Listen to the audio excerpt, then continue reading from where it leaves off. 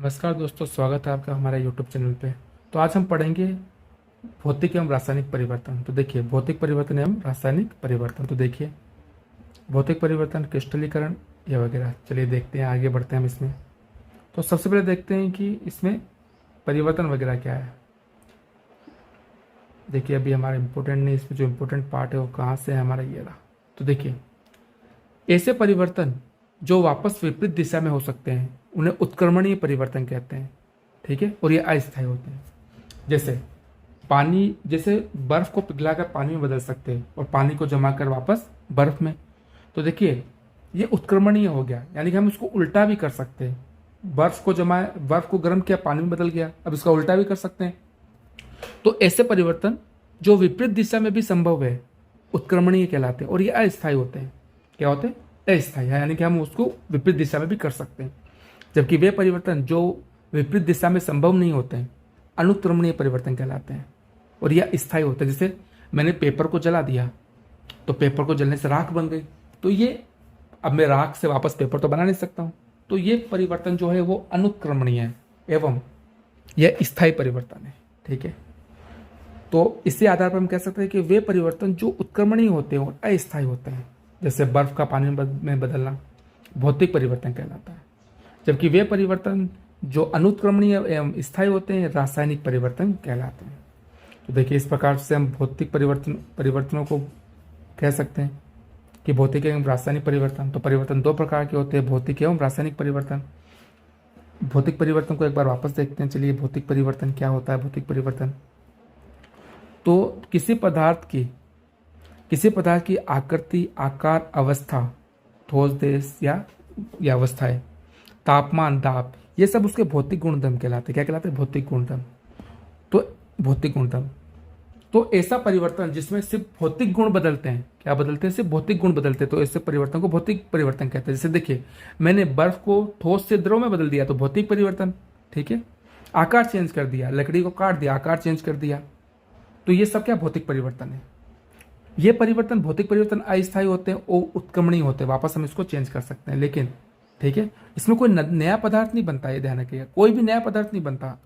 जैसे पेपर को फाड़ दिया तो अभी भी वो पेपर ही है, आकार बदल गया, उसका छोटा हो गया, लेकिन अभी भी है तो पेपर ही। जैसे बर्फ का पिघलना, कागज, नमक का जल में घुलना, बल्ब का जलना, प्रकाशित होना, ब्लेड को गर्म करना, जल का वाष्प में बदलना, भाप का जल में बदलना, ये सभी भौतिक परिवर्तन है। ठीक है, अब क्रिस्टलीकरण क्या होता है? देखिए, जैसे क्रिस्टलीकरण क्या होता है, जैसे अगर मैं नमक को पानी में घोला, राइट, जितना घुल सक जैसे मैंने पानी को गर्म कर लिया, उसमें नमक घोला, जितना मैक्सिमम उसमें घुल सकता है उतना घोल लिया, फिर मैं पानी को ठंडा करूंगा तो जो नमक है जो मैंने घोला है उसमें वो क्रिस्टल, उसके बड़े बड़े डले बन जाते, क्रिस्टल बन जाते। तो इसी को कहते हैं क्रिस्टलीकरण। क्या कहते हैं इसको? क्रिस्टलीकरण।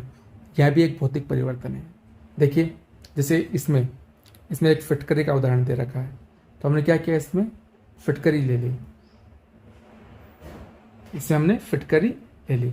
देखिए, फिटकरी को पानी में घोला, जितनी घुल सकती थी उतनी घोली, फिर हमने उसको ठंडा किया और उसमें एक छोटा सा फिटकरी का टुकड़ा भी लगा दिया, तो ये जो फिटकरी जो इसमें घुल गई थी वो चारों तरफ इसमें आ जाएगी और एक बड़ा सा क्रिस्टल बन जाएगा। तो इसी प्रक्रिया को हम क्या कहते हैं? क्रिस्टलीकरण। तो इस आधार पर हम क्या कह सकते इस आधार पर हम कह सकते हैं कि किसी पदार्थ के विलयन से उसके शुद्ध एवं बड़े बड़े क्रिस्टल प्राप्त करना ही क्या कहलाता है? क्रिस्टलीकरण कहलाता है। इसमें कोई नया पदार्थ नहीं बनता, बस उसकी साइज बढ़ जाती है। ठीक है ना, उसी पदार्थ के क्रिस्टल बनते हैं। क्रिस्टलीकरण एक भौतिक परिवर्तन का उदाहरण है। अब हम बात करते हैं रासायनिक परिवर्तन की। तो देखिए, अब देखिए, मोम जल रही है, जैसे मैं मोम को जला रहा हूँ, मोमबत्ती को जला रहा हूँ, तो मोमबत्ती पिघल रही है, तो ये पिघलना तो है भौतिक परिवर्तन, लेकिन जो मोम जल रही है वो इसका रासायनिक परिवर्तन है। तो देखिए, मोम ऑक्सीजन का साथ में रिएक्ट करके जल रही है और क्या बना रही है? CO2 बना रही है और जल वाष्प बना रही है, तो नया पदार्थ बन रहा है, तो ये रासायनिक परिवर्तन है। जबकि जो पिघल के नीचे आ रही है वो भौतिक परिवर्तन है।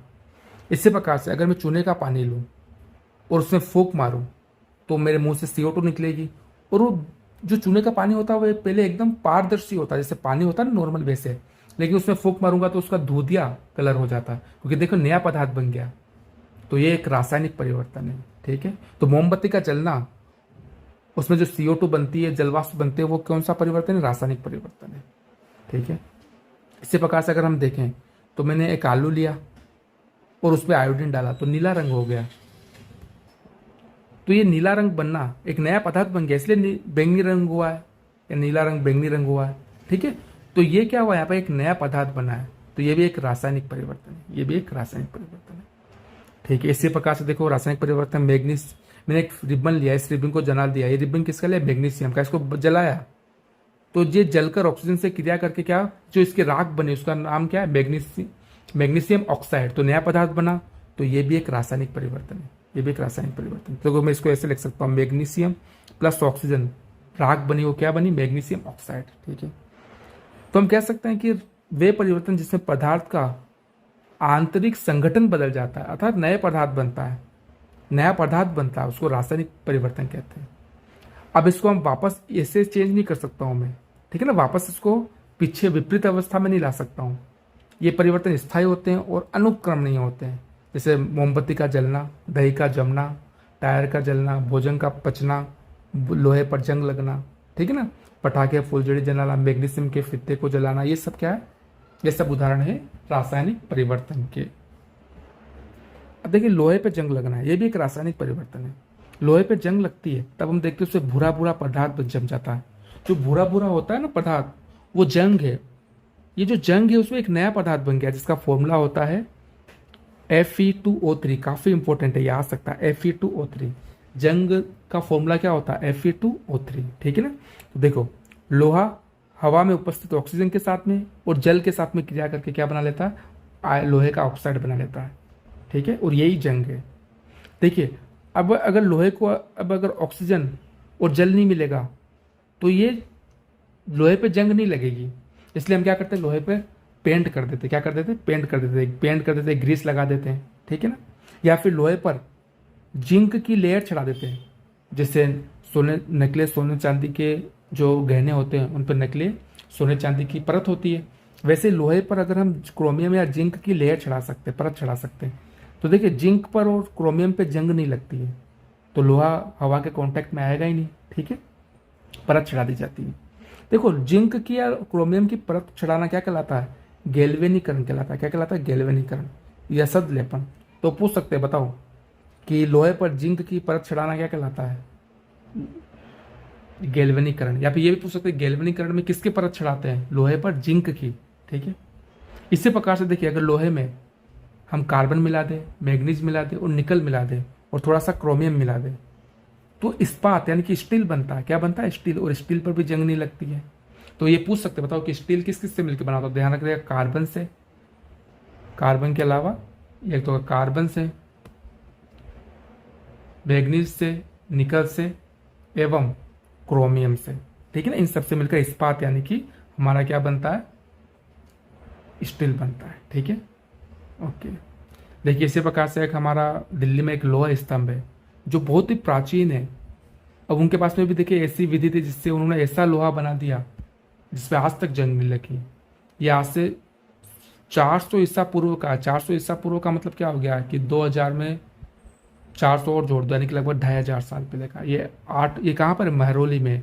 8 मीटर ऊंचा है और 6 टन का है। ठीक है। देखो इसके चारों तरफ एक लेयर बनी हुई है। वो किसकी लेयर बनी हुई है? उन्होंने किसकी लेयर बना ली? आयरन ऑक्साइड की, जिसका फॉर्मूला है Fe3O4। इसकी लेयर चढ़ा दी। ठीक है। तो देखो इसके लिए उन्होंने क्या मिलाया होगा? फॉस्फोरस मिलाया। क्या मिलाया? फॉस्फोरस। इसके अलावा भी इंडिया में कई एग्जाम्पल है, जैसे सूर्य मंदिर, मुकम्बिका मंदिर, धार मध्य प्रदेश आदि में, है ना। कई जगह ऐसी चीजें हैं जहाँ पर लोहे पर जंग नहीं लगी है। तो यानी कि हमारा जो प्राचीन जो रसायन विज्ञान था वो बहुत ही उन्नत था। अब देखिए और भी हम रासायनिक परिवर्तन को जानते हैं। ये भी पूछ सकते हैं कि अगर हमें, आपने देखा होगा कि हम एप्पल को, सेब फल को काट कर तो रख दे तो वो भूरा भूरा हो जाता है। क्यों? क्योंकि सेब फल में आयरन होता है। क्या होता है? लोहा होता है। और लोहा जब काटते हैं तो लोहा किसके कॉन्टेक्ट में आता है? हवा और पानी के। तो वो आयरन ऑक्साइड बना लेता है। क्या फॉर्मूला था आयरन ऑक्साइड का? अभी हमने पढ़ा था Fe2O3। ये जंग का फॉर्मूला। तो इसके कारण क्या होता है? वो लाल भूरा दिखता है। कैसा बनता है? लाल भूरा। ठीक है। ओके। अब मेहंदी कैसे रचती है? देखो मेहंदी में क्या होता है? क्विनोन होता है, नेफ्थाक्विनोन होता है, तथा लासोन होता है। लासोन तो खुद कलरलेस है, क्या है, कलरलेस है, लेकिन जैसे ही हवा के हम लगाते हैं, उसको खुला छोड़ते हैं, तो हवा के कांटेक्ट में आने पर, सूर्य के प्रकाश के कांटेक्ट में आने पर ये लाल रंग का एक यौगिक बना लेता है। ठीक है। और कोई जादूगर क्या होता है, जादूगरों की सच्चाई, कोई जादूगर क्या होता है, पानी में आग लगा देते हैं। रियल में वो पानी में क्या डालते थे, सोडियम डाल देते हैं। पानी के साथ में सोडियम अभिक्रिया कर कर हाइड्रोजन गैस देता है, और हाइड्रोजन गैस, और उस समय टेम्परेचर भी काफ़ी ज़्यादा बढ़ जाता है, तो वो उस टेम्परेचर के कारण हाइड्रोजन गैस जलने लग जाती है। ठीक है। और वो सफ़ेद धुआं निकालता है। तो एक्चुअली वो क्या करता है उस समय, एक तो अमोनियम हाइड्रोक्साइड का विलयन होता है, और एक होता है HCl का विलयन, हाइड्रोक्लोरिक अम्ल का। इन दोनों को मिलाता है तो अमोनियम क्लोराइड बनता है, जिसके जो धुआं होता है। ठीक है ना। तो ये कोई जादू वादू नहीं है, तो ये हमें ध्यान रखना है। तो हमने क्या क्या पढ़ा, देखो, कुछ परिवर्तन स्थायी होते हैं जो रासायनिक परिवर्तन कहलाते हैं, कुछ अस्थायी होते हैं जो भौतिक परिवर्तन कहलाते हैं। ठीक है। भौतिक परिवर्तन अस्थायी होते हैं, और ठीक है, भौतिक परिवर्तन क्या होते हैं, अस्थायी होते हैं, उत्क्रमणीय होते हैं, जबकि रासायनिक परिवर्तन स्थायी एवं अनुत्क्रमणीय होते हैं। ठीक है। भौतिक परिवर्तन में देखिए, भौतिक परिवर्तन में सिर्फ भौतिक अवस्था बदलती है, भौतिक गुण बदलते हैं। क्या बदलती है, भौतिक गुण बदलते हैं, रासायनिक गुण नहीं बदलते, ना ही नया पदार्थ बनता है। लोहे पर जंग लगने के लिए दो चीज़ें चाहिए, क्या, एक तो हवा, ऑक्सीजन, और नमी चाहिए, यानी पानी चाहिए। लोहे को जंग से बचाने के लिए क्या, उस पर या तो पेंट कर देते हैं, या फिर ग्रीस लगा देते हैं, या फिर धातु की परत चढ़ा देते हैं। किसकी, जिंक या क्रोमियम की। बड़े बड़े क्रिस्टल प्राप्त करना क्या कहलाता है, क्रिस्टलीकरण कहलाता है। आइए देखते हैं कुछ क्वेश्चंस। भौतिक परिवर्तन क्या है, बर्फ का पिघलना। रासायनिक परिवर्तन है चूने का, पानी का दूधिया रंग होना। ठीक है। घरों की लोहे के जो दरवाजे होते हैं उस पर कलर क्यों करते हैं, जंग नहीं लगे इसलिए करते हैं। ठीक है। जंग का रासायनिक सूत्र क्या है बताओ, Fe2O3। शक्कर का जल में घुलना भौतिक परिवर्तन है। भौतिक परिवर्तन सामान्यतः क्या होता है, अस्थायी होते हैं और उत्क्रमणीय होते हैं। गेहूं के दानों को पीसकर छोटे छोटे कणों में चेंज कर दिया, ये भौतिक परिवर्तन है। ठीक है। चूने के पानी में कार्बन डाइऑक्साइड प्रवाहित करने पर दूधियापन आ जाता है, यह एक रासायनिक परिवर्तन है। ठीक है। बल्ब का जलना भौतिक परिवर्तन, जंग लगना रासायनिक परिवर्तन, फिटकरी से क्रिस्टल प्राप्त करना, यह क्रिस्टलीकरण कहलाता है। तो उम्मीद है आपको हमारा ये प्रयास पसंद आ रहा होगा। पसंद आ रहा है तो हमारे चैनल को लाइक कीजिए, सब्सक्राइब कीजिए, और अपने दोस्तों में इसको फैला दीजिए। Thank you very much.